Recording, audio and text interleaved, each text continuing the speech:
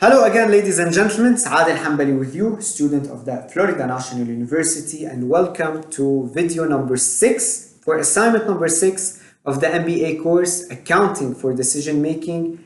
And it is about behavioral and organizational issues in management, accounting, and control systems. The company I chose to analyze for this course is Dentsply Sirona, which is the world's largest manufacturer of dental equipments, products, and specialty technologies.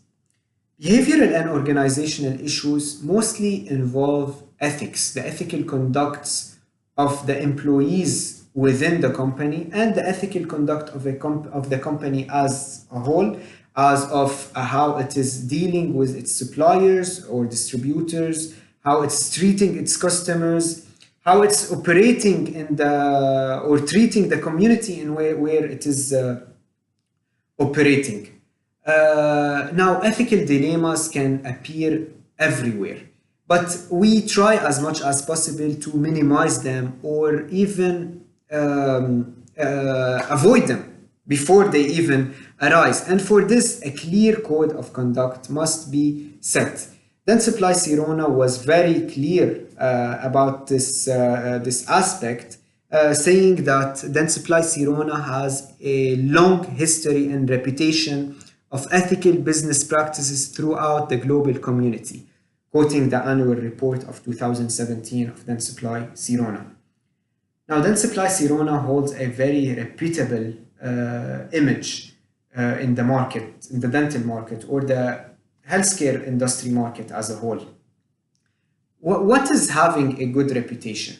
Now, aside from business and organizational and companies, for example, having a person that has a good reputation, what gives him the definition, or why does he have a good reputation? It can be mostly because of the way he treats people, the way he deals with people as being honest, as being straightforward, is someone that you like to deal with, to work with. This is someone that is that we may call a reputable person. And same thing applies to Dentsply Sirona. So talking, for example, about honesty, Dentsply Sirona was stated this in its core values, saying that we act with uncompromising integrity in terms of their interactions with customers, suppliers, and government officials, and all its stakeholders in general. Now, aside from a clear code of ethics, there is also there must be an effective ethical control system to make sure that the ethical code of conduct is being followed. And here Dentsply Sirona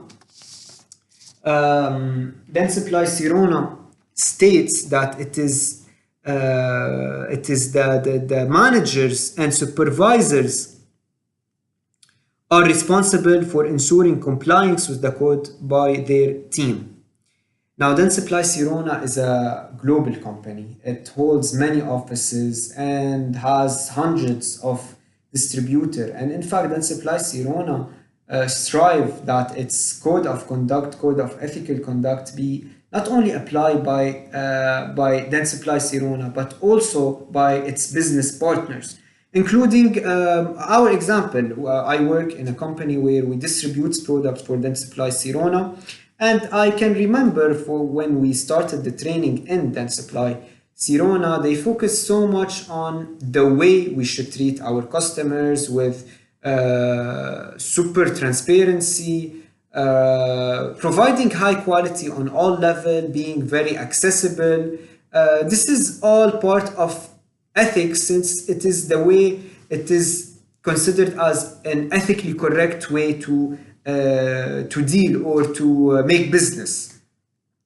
Now, ethics is a very broad term. How can we know that this is ethical or not? Usually organizations start with the legal and social ethics that are very known, and based upon them they plan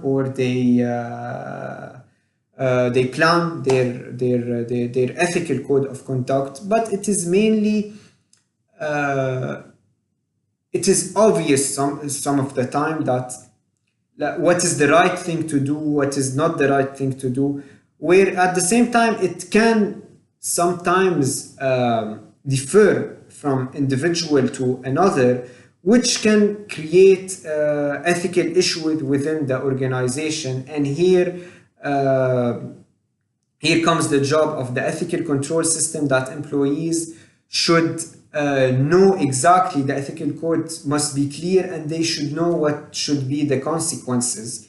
For this, Dentsply Sirona, for example, states in its annual report that Dentsply Sirona's employees and business partners are informed that illegal or unethical conduct will not be tolerated.